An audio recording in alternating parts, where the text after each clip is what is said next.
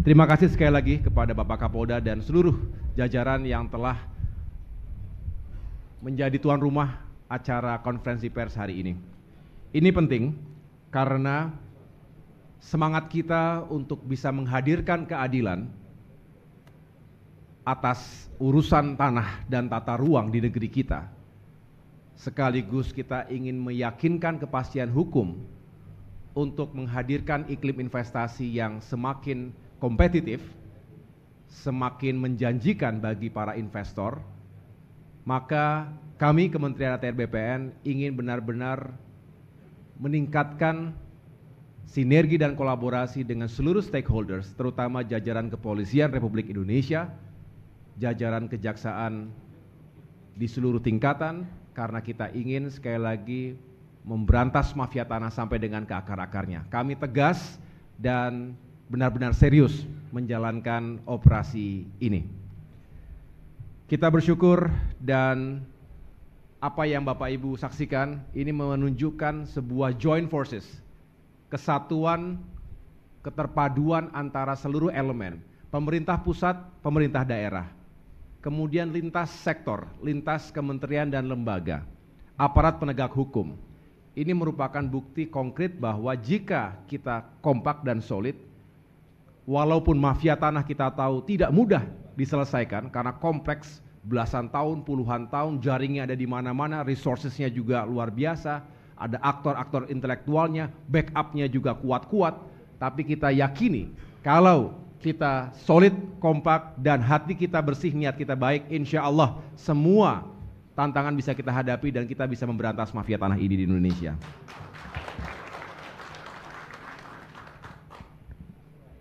Selalu yang menjadi korban adalah rakyat, termasuk dunia usaha dan tentunya negara. Oleh karena itu, kita hadir untuk membela rakyat, membela kepentingan pertumbuhan ekonomi, dan tentunya membela kepentingan negara kita. Saya laporkan kepada Bapak Ibu sekalian, pada tahun 2024 ini, ada 87 kasus mafia tanah yang menjadi target operasi. Ada kenaikan 5 target operasi dari sebelumnya. Dari 87 TO tadi yang sedang berproses, baik mulai tahap penetapan tersangka masuk ke P19 sampai dengan P21, ada 47 TO dengan jumlah tersangka sebanyak 92 orang, atau lebih dari setengahnya telah melampaui target yang kami tetapkan di awal tahun. Adapun khusus yang masuk pada tahap P21, artinya berkas perkara sudah lengkap semuanya, ada 21 TO dengan jumlah tersangka 36 orang, sedangkan luas objek tanah mencakup sekitar 198 hektar dengan total potensi kerugian negara dan masyarakat yang berhasil diselamatkan mencapai 5,16 triliun rupiah. Dan khusus di Provinsi Jawa Tengah ini, tadi Pak Kapolda juga sudah menjelaskan, Bapak Ibu sekalian kita tahu Jawa Tengah merupakan salah satu provinsi terbesar di Indonesia, jumlah penduduknya, kemudian ada 35 kabupaten kota, artinya memang kompleks dan sangat dinamis. Sehingga saya bisa laporkan juga di Provinsi Jawa Tengah ini, ada 2 kasus mafia tanah yang akan kami ungkap hari ini. Tentunya kami akan terus mengejar masalah-masalah lainnya, tetapi paling tidak hari ini kami laporkan ada 2 kasus. Yang pertama, tempat kejadian perkara di Kabupaten Grobogan, Pak Ibu Bupati dan jajaran telah hadir, dilakukan oleh tersangka inisial DB, 66 tahun, warga Kelurahan Sidorejo Kidul, Kecamatan Tingkir, Kota Salatiga.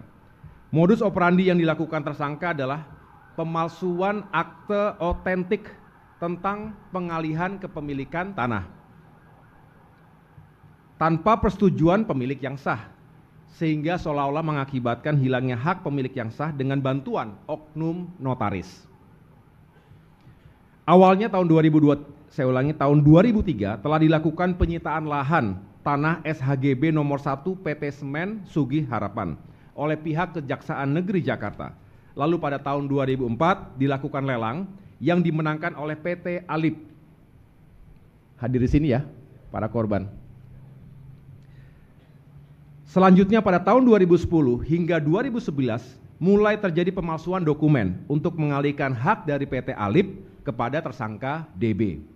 Pada tahun 2016, tanpa dokumen kepemilikan yang jelas dan sah atas lahan tanah seluas 82,6 hektar ini, tersangka DB selaku Direktur PT AAA telah menjual sebagian lahan tersebut seluas 10 hektar kepada PT DK Utama Mandiri. Dalam jual beli yang tidak sah dan melanggar hukum itu, tersangka mengeluarkan surat pelepasan tanah tersangka DB kepada Direktur PT DK Utama Mandiri pada tanggal 17 Desember 2017. Tak hanya itu, pada tahun 2023, tersangka DB juga tanpa izin membangun kantor, saya ulangi tanpa izin, ia membangun kantor PT AAA, memasang pagar, menempatkan kontainer-kontainer dan memasang papan nama dengan tulisan tanah bekas HGB nomor sekian, desa ini Kecamatan Tangguh Harjo, seluas 826.000 meter persegi dalam penguasaan PT AAA. Akibatnya, lahan tersebut menjadi objek sengketa dan konflik hukum. Padahal di lahan itu yogianya akan dikembangkan sebagai kawasan industri. Betul ya? Baik untuk pembangunan infrastruktur reservoir, jaringan pipa, maupun pembangunan sejumlah pabrik.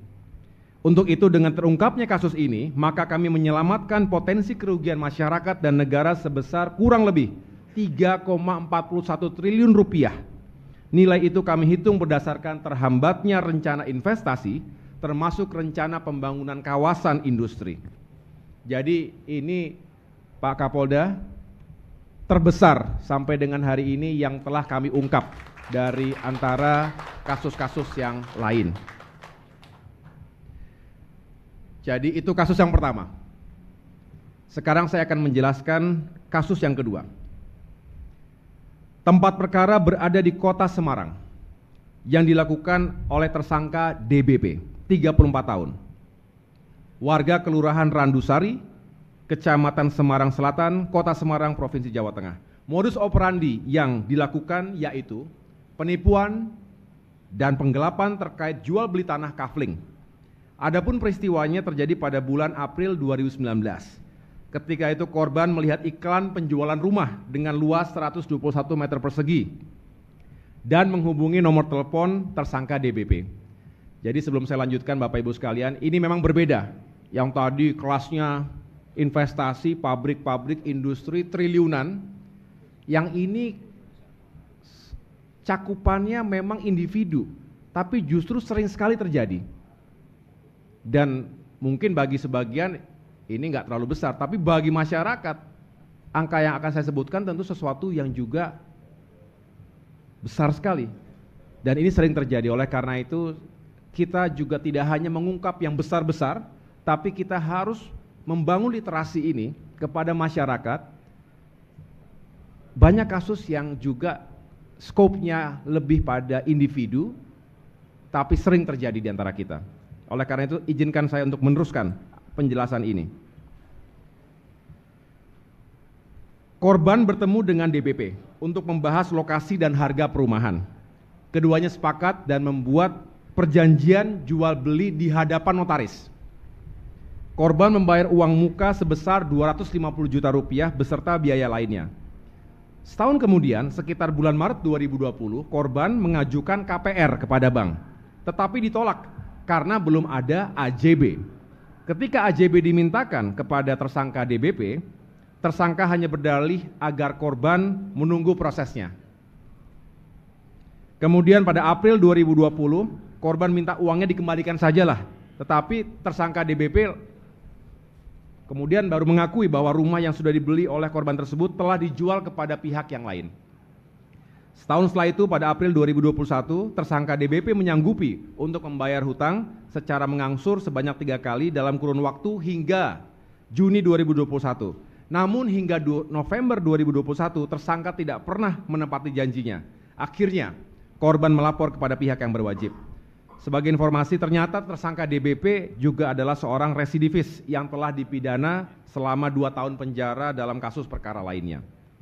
Dari pengungkapan kasus ini, kami menyelamatkan potensi kerugian yang dirasakan langsung oleh masyarakat dan negara senilai kurang lebih 1,8 miliar rupiah, termasuk hilangnya pendapatan negara dari BPHTB dan PPH.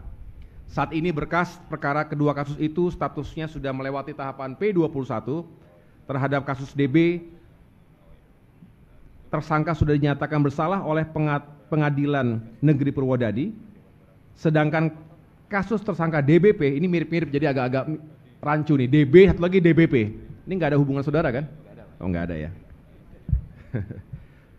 Saya ulangi, sedangkan kasus tersangka DBP sudah masuk dalam tahap 2, yaitu penyerahan tersangka dan barang bukti ke jaksa penuntut umum. Bapak Ibu sekalian yang kami muliakan, belajar dari dua kasus di Jawa Tengah ini, saya ingin menyampaikan beberapa pesan sebagai berikut. Yang pertama, terjadinya penggunaan akta otentik yang dipalsukan oleh mafia tanah ini menjadi peringatan kepada kita semua, kepada semua pihak, khususnya bagi seluruh pejabat berwenang, termasuk para notaris, untuk lebih berhati-hati dan lebih teliti ketika memproses permintaan pembuatan akta tanah. Pastikan bahwa hak kepemilikan tanah yang akan diproses itu sesuai dengan data asli yang sah. Jika ada dugaan ketidakabsahan, segera laporkan atau segera cabut akta tersebut. Dan jangan ada notaris atau pejabat pembuat akta tanah yang menjadi bagian dari mafia tanah. Kita harus tekankan itu. Kedepan, marilah kita menjaga integritas dan kepercayaan dalam profesi kita dengan selalu memastikan keabsahan setiap dokumen yang kita proses. Yang kedua, berhati-hatilah dalam setiap melakukan proses transaksi jual beli, baik tanah maupun properti. Kasus kedua tadi, meskipun nilai kerugiannya jauh lebih kecil dibandingkan dengan kasus pertama, namun tetap penting untuk kami angkat karena hal ini sering terjadi di tengah-tengah masyarakat kita. Lakukan verifikasi dokumen. Jika tidak yakin, datanglah ke kantor-kantor pertanahan BPN setempat.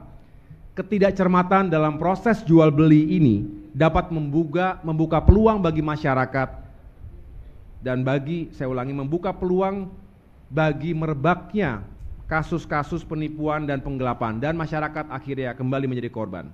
Dan yang terakhir, yang ketiga adalah jangan terlantarkan tanah Bapak Ibu sekalian. Mari kita rawat dan juga garap tanah-tanah tersebut, jangan sampai ditelantarkan lalu dikuasai pihak lain. Jika memiliki kemampuan, pasanglah patok-patok batas secara fisik, paling tidak itu mencegah orang-orang yang memang kerjanya mengitari daerah-daerah, lokasi-lokasi yang tidak dihuni, seolah ditelantarkan, kemudian itu rentan untuk diserobot oleh mafia tanah tadi.